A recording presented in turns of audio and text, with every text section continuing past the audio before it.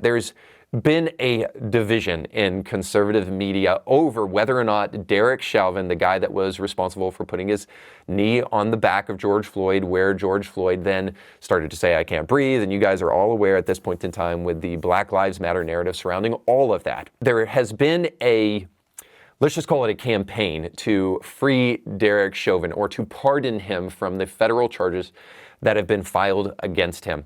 And the Daily Wire has been leading that charge. Now, there are people who have come out and criticized the Daily Wire after the fact and said that this is not strategic, that actually this will make Black Lives Matter and Black influencers really upset and divide them at a time where we're trying to build cohesion, and that this is something that is just a grift from the Daily Wire and not something that's genuinely sincere. So you'll hear that in a video from the guys over at the Quartering.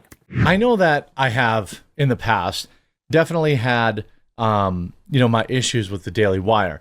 I do think that the Daily Wire is a net positive organization that has done a lot of good things. Do they grift? Their $10 chocolate bars? Sure, I can make fun of that, but I also understand that, it takes money. I talk about my coffee all the time. You guys get so annoyed with it. All that kind of stuff. I don't really care about the ads. I don't care about the razors or the chocolate bars. But I thought this was particularly scumbaggy. It looks like the Daily Wire is knowingly, willingly running this campaign to pardon Derek, the man that was, sentenced to prison so that, activists would stop burning down cities. Derek Chauvin, they want to pardon him, but it turns out it's all just a grift to get your email addresses and sell you crap. They actually have no interest whatsoever in freeing Derek, and I can prove it.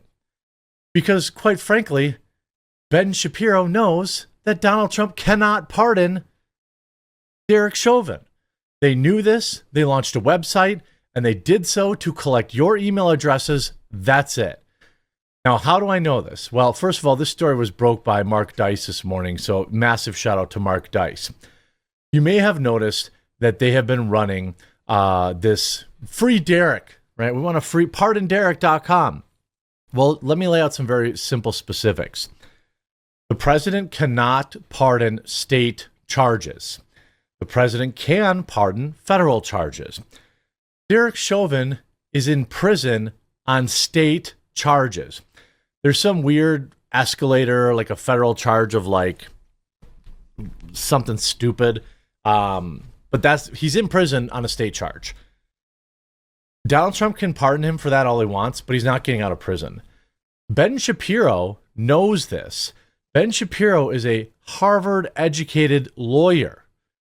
Ben Shapiro knows exactly what he can pardon, what he can't pardon. If you look at Derek, okay, and obviously they know this, okay, he is in prison on state charges. The unintentional second degree and third degree, fourth degree, these are state charges. Donald Trump cannot pardon him. Okay, so it doesn't matter. So, and again, I'm pointing out that he knows this. Ben Shapiro is a Harvard-educated lawyer. He knows this. Yet they registered pardonderek.com on March 3rd because someone had a great idea that it would pump up email addresses. You want to sign the petition. You go to pardonderek.com, you look at their petition. Guess what? By clicking here, you consent to receive emails featuring news and special offers from the Daily Wire and our sponsors. This is all an elaborate ruse to build their email address so that they can sell your data to their sponsors. So that when they have a sponsor, they can say, our email list is 8 million people long. They're pumping up their numbers on their email list under the guise of giving a damn about Derek Chauvin. Ben Shapiro, again, Harvard-educated lawyer,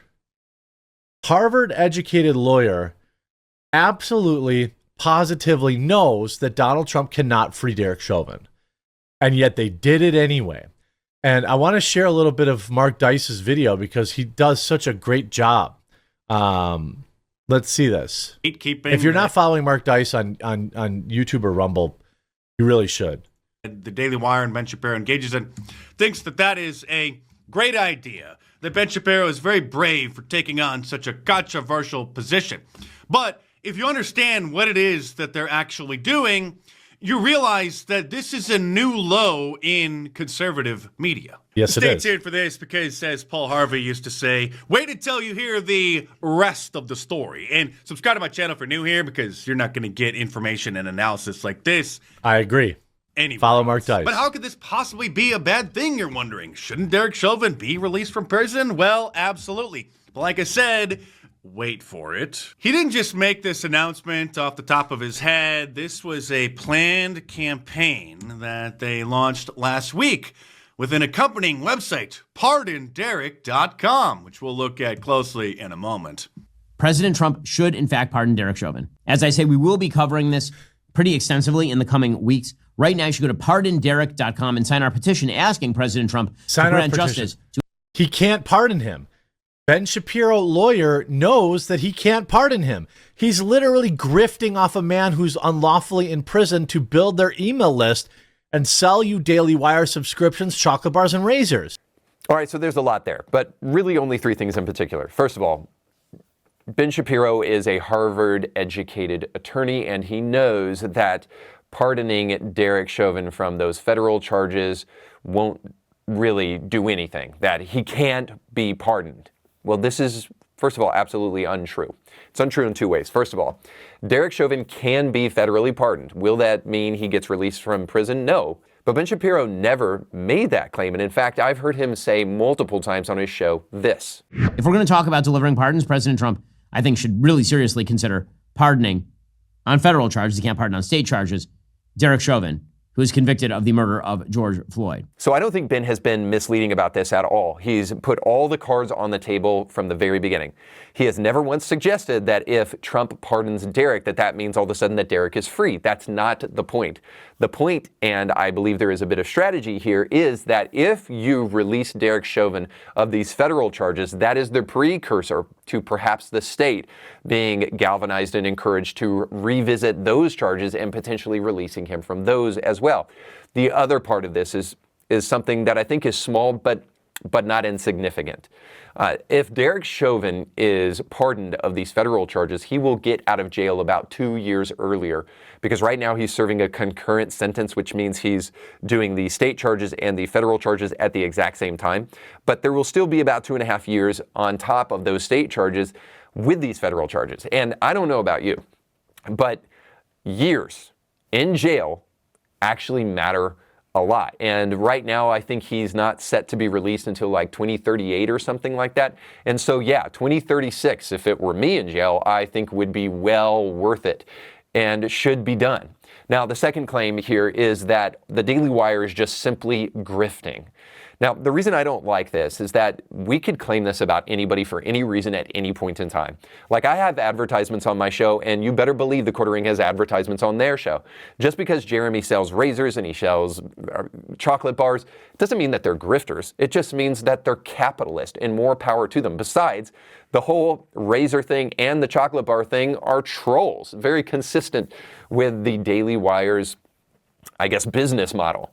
And it's something that I think is important for us to understand so that we don't do what I hate the most in conservative media, which I believe the Quarter Ring seems to be engaging with here. Now, I've never listened to them at all, but their show, their look, their feel from everything that I got from this video is I want to show you how much of a purist I am.